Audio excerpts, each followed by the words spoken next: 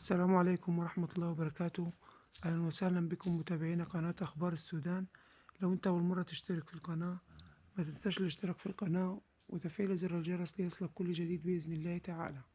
سعر الدولار في السودان اليوم السبت 6 يناير 2024 مقابل الجنيه السوداني في السوق السوداء والبنوك.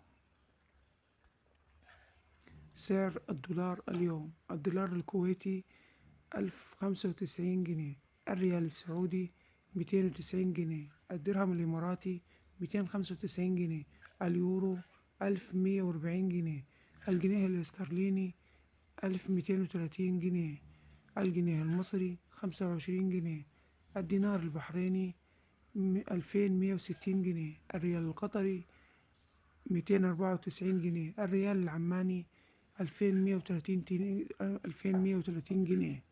لو انت اول مرة تشاهد القناة ما تنساش الاشتراك في القناة وتفعيل زر الجرس ليصلك كل جديد بإذن الله تعالى.